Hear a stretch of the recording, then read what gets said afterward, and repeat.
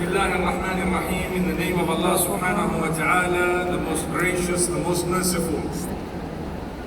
Alhamdulillah, all praise is due to Allah subhanahu wa ta'ala, the creator, the nourisher, the cherisher, the sustainer, the provider, the protector, the curer, the one in whose hands lies the control of entire existence. We praise him.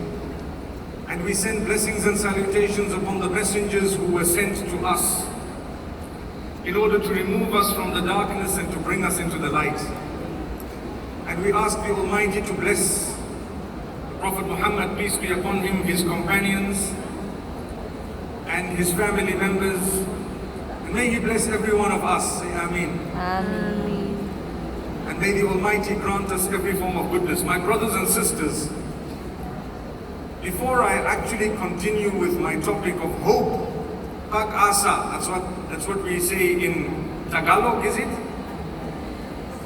I request that you don't use your mouth while you are fanning yourself, so that we can perhaps concentrate better by the will of Allah subhanahu wa ta'ala. I'm hearing a lot of people speak and it's not so, meaning it adds to the heat, subhanallah. My brothers and sisters, when our mothers were carrying us in their wombs, they were worried. When you carried, from amongst us the women who've given birth, when you've carried the child in your womb, you were worried. Worried about what? The unknown. You don't know what's going to happen. You don't know exactly how the child is going to grow, and whether the child is normal, and whether the birth is going to be okay, and whether you are going to survive that birth, right? You don't even know if you're going to survive the birth. But you have hope in the mercy of the Almighty that things will go right. You have hope, and it is the hope that keeps you going. Without that hope, you perhaps might not even have survived the pregnancy, let alone the childbirth. And pregnancy comes with difficulty upon difficulty. حَمَلَتْهُ أُمُّهُ كُرْهًا وَوَضَعَتْهُ كُرْهًا. Allah says the mother has carried him, meaning the humankind, the mother has carried him with difficulty upon difficulty. It was imposed upon the mother, which means she had no option. The moment she found that she conceived, she had to continue one after the other. The stages continued. It was difficult. Many of our mothers become quite sick and ill during the time of pregnancy, especially at the beginning. And later on it becomes heavy and there is a worry. But it's the hope in the mercy of the Almighty that keeps you going by the will of Allah subhanahu wa ta'ala. A day comes when you give birth to the child and suddenly you forget all the pain that you have been through once you see the child in front of you. And now there is a new problem. What is the new problem? The new difficulty is what's going to happen to the child, the suckling of the child, the feeding of the child, growing up regarding that particular child, who's going to clothe the child, and the future of the child, and what type of a future will the child have. So even while you are breastfeeding the child, you are praying and hoping that this child will grow up into a lovely child who will be the coolness of my eyes. So this is why when a child is born, we make a dua. We ask Allah subhanahu wa ta'ala to bless the parents, that the child can be the coolness of the eyes of the parents. And we have hope. And we continue working. And we continue trying. My brothers and sisters, I take you back, all of you, to a few years ago in your own lives, or the lives of your parents. I want to talk about my own life. Some years back, we were not in a condition that we are today. But we are not so grateful, so we forget. If I told you How was your grandfather living? You would say they did not really have shoes, their house did not have electricity, they didn't even have much, they really survived off something very, very little. But later on, your father came, and then you came, and today we are sitting here, we have a house, we have food, we have clothing, we have phones, we have so much, we have something to eat and drink, and still we are complaining. We're complaining about what? Did Allah not improve the quality of your life? Did Allah not generally grant you goodness? Yes, there are a few things you don't have. Don't lose hope because of a few things that the Almighty may have taken away from you. Generally, He has given you much more than what He has taken away from you. And I say it again, if you were to look at your own life a few years ago, or the lives of your parents, perhaps they couldn't even afford school fees in many cases. And today we are sitting, we have much more than what we had or our parents had, but we are still unhappy. We are still complaining. We are still from those who really look at what those who have more have, and we feel like we have nothing. Isn't that hopelessness? Shouldn't we be hopeful in the mercy of Allah, that Allah Almighty is definitely giving us over a period of time more than what we expected to have? That is the mercy of Allah subhanahu wa ta'ala. So as the child grew and as the child became bigger, we were hoping that the child became a good child, educated. We sent the child to schools as far as possible. We sent them to the madrasa to learn something. We wanted them to learn in a good way. And we have hope that this child is going to grow up and become someone who serves us, who serves community, and before everything serves the Almighty.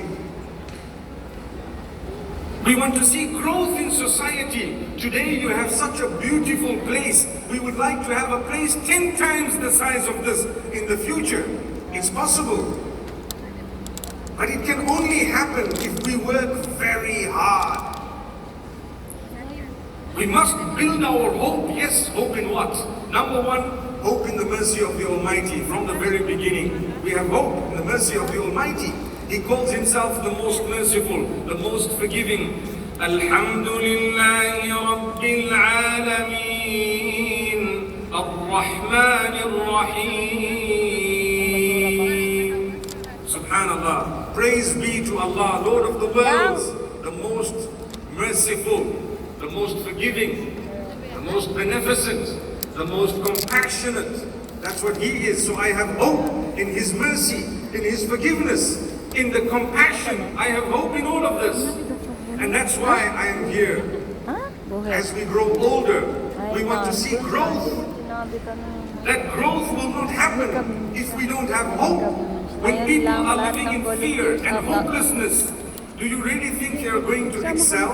Do you really think they're going to grow? They won't even want to send their children to school because they are fearing the danger of the community. Therefore, it is absolutely important for us to work hard to achieve the goodness that we would like to achieve.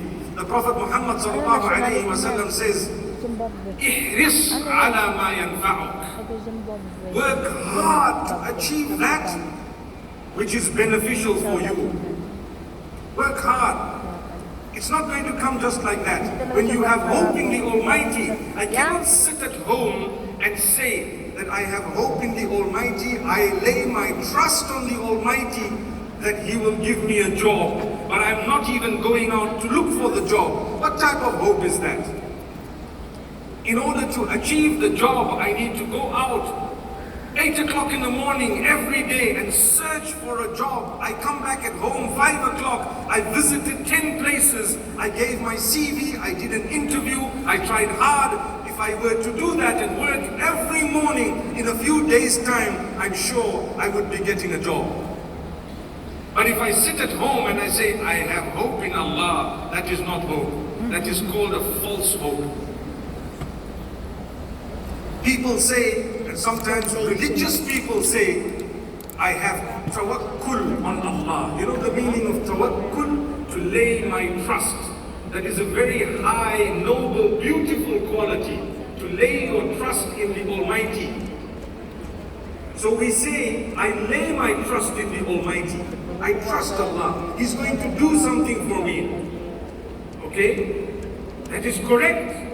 But sometimes that tawakkul becomes tawakkul. The difference between the two is only in 2 letters. Tawakkul and tawakkul. What is the difference?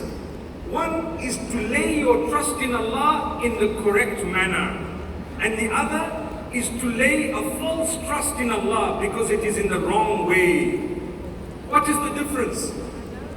When you do it the proper way, you use all the energies and the intellect, the capacity and the power that Allah gave you to try your best to achieve what you want. And then you say, I lay my trust in Allah. That is the true trust. اعقلها ثم توكل على الله. When you want your camel or your property to be protected from thieves, the first thing you do is you tie it, you lock your car, you lock your house, you close the windows, and then you say, I lay my trust in Allah. That is the true trust. But the false trust is when you leave the camel, you haven't tied it, you did not lock your car, you are showing your money sticking out of your back pocket, and then you are saying, I lay my trust in Allah. Only what Allah wants will happen. You are cheating yourself with a false statement mixed with a little bit of truth. So to have hope in Allah, you need to work hard towards achieving the goodness that you want. Without working hard, you are not going to get anywhere. Therefore, my brothers and sisters, the next type of hope is to hope from Allah, yes indeed, but regarding our own generations, our children. What are you going to leave on earth? The Almighty has sent you here in order to build, not in order to destroy. Some people think we came on earth, our job is to destroy. That's it. You want to break this, you want to destroy that, you want to damage this, break relations, break buildings, break infrastructure, and they think that that is what the Almighty told us to do. No!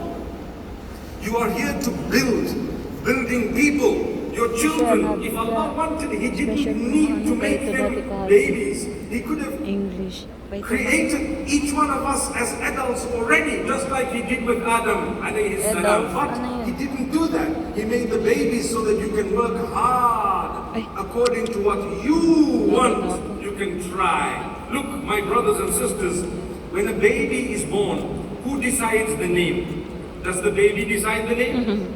No. You as a mother or a father, I hope you are not fighting, by the way, inshallah. I hope you are not fighting about the name. One day I passed a brother. I told him, what is your name? He told me about 5 or 6 names. I said, which one is your name? He says, all of them. It was like Muhammad, Yusuf, Abdullah, whatever. I forget the whole name, but it was like so. I said, oh, I thought that's your father, grandfather. No, that's all me. I said, why?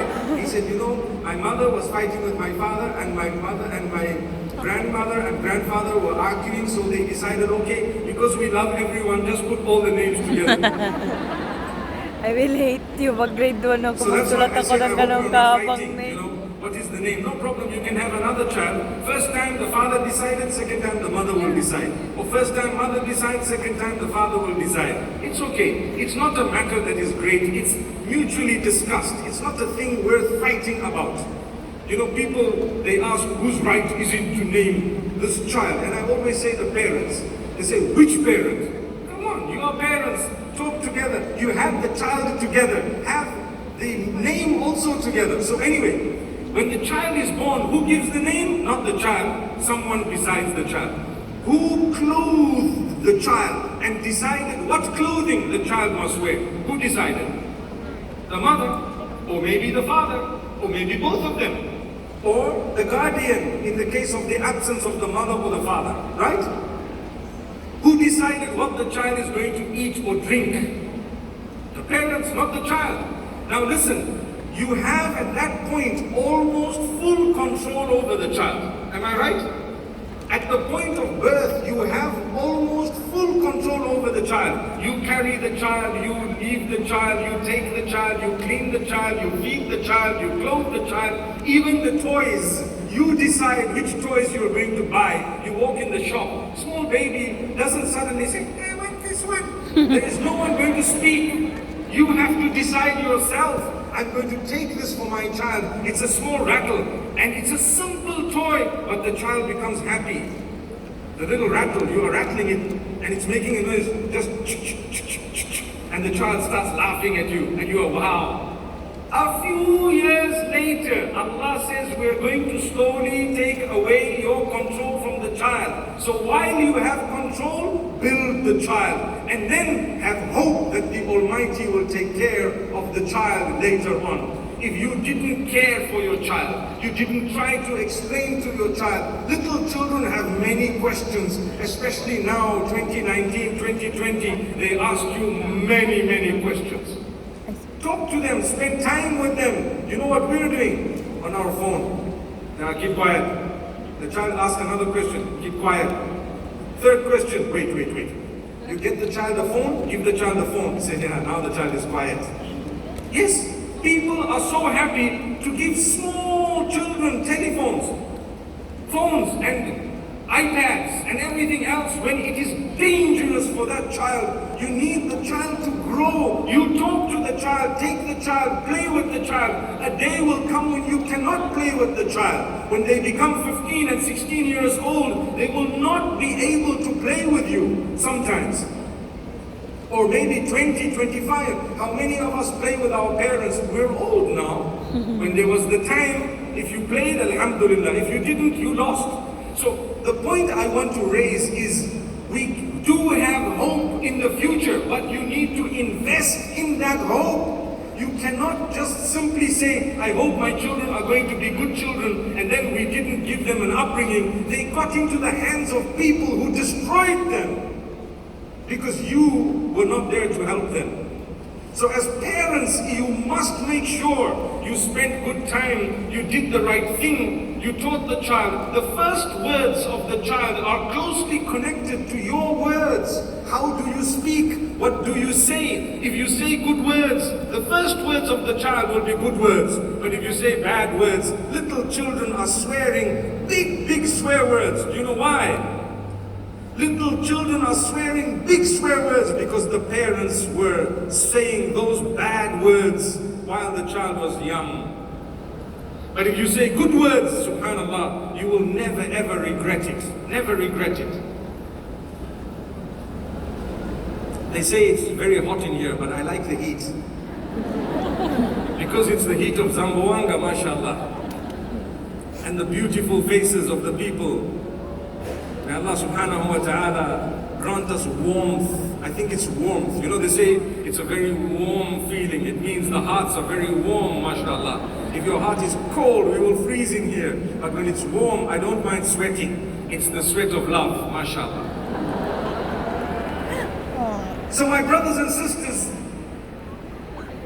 the problems we're facing today in society, our children are becoming people who, instead of contributing to the building of society, they are contributing to the destruction of society. They get into drugs, they get into bad habits, they get into bad company, and they start believing that they are the only ones who have the right to exist. They need to harm that one, destroy that one, maybe even kill that one. This is the type of thinking they develop. You know, one of the reasons is we were not in their lives from an early age in a proper way.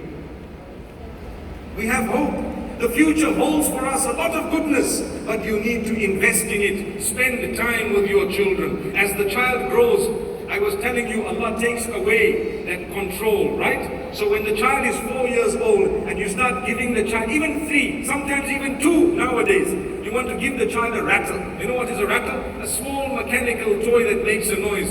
The child says no. They cry and cry and cry until you give them your phone. They no longer want those old type of toys. But just when the child a few months before that was so happy with the rattle, now they don't want the rattle. And a little while later they want a car, and not any ordinary car, but a car where they can control it from a remote. So they want something sophisticated. When the child is small, who decides which school the child will go to? You. But the day comes when the child says, I don't want to wear this clothing. Up to now, I used to decide. Look how Allah is taking away from me the power of making decisions for my children. I don't want to wear this clothing. And I don't want to go to this college. Oh, now you're growing old, right?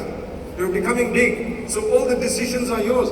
If you had a good role and a good communication with that child, if you played a decent role in the life of the child will ask you, what do you think? What should I wear? What should I do? Instead of making a decision against yours, it will be considering what you have to say.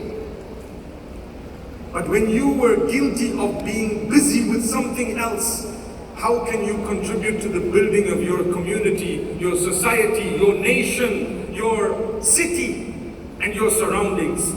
You won't. You were busy on your phone doing what? Wasting your time. Perhaps doing something wrong, maybe. Who knows?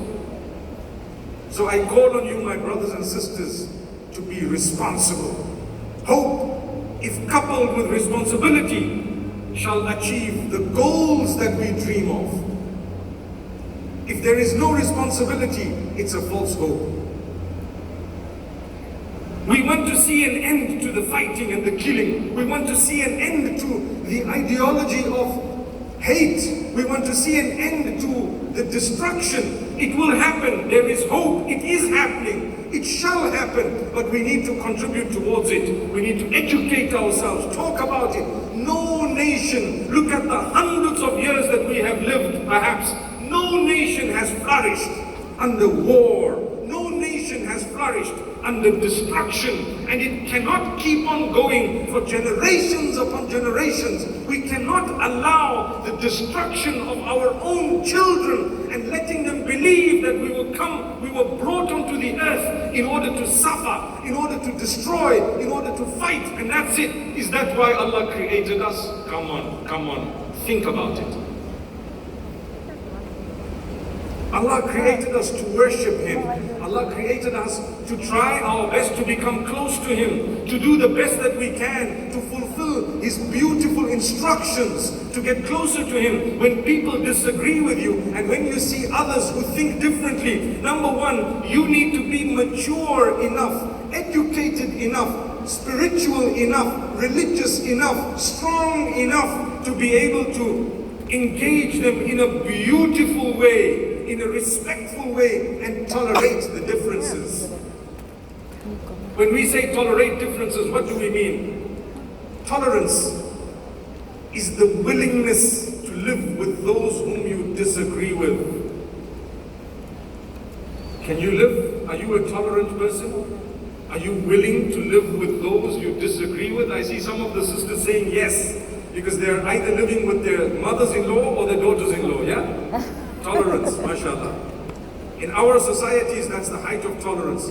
People say, you're living with your mother-in-law, mashallah, can I kiss your hands? Subhanallah. You're so tolerant, subhanallah. But no, there should be a loving relationship. Not all mothers-in-law are bad. Most of them are brilliant people, aren't they? I didn't hear the yes. And not all daughters-in-law are bad, but it's a stigma attached to people that we have created. You know what? There is hope that a day will come when matters will be resolved. After the dark night, we know for a fact that the daybreak will come. The same Allah who brought about the sunrise when the night was so dark is going to bring about the light in our lives after the darkness that we have seen for years on end. Have hope in the mercy of Allah. We will see growth. Look at nations that have developed so quickly. In a few years, they have grown and developed such that it's unimaginable. The only reason why that has happened is because of their contribution towards the peace and stability of their region. And they had hope. And they followed it through, not only with responsibility, but with hard work. Like I told you, you get up in the morning, you have hope for a job. You work so hard to try and get that job. You will get it, inshallah.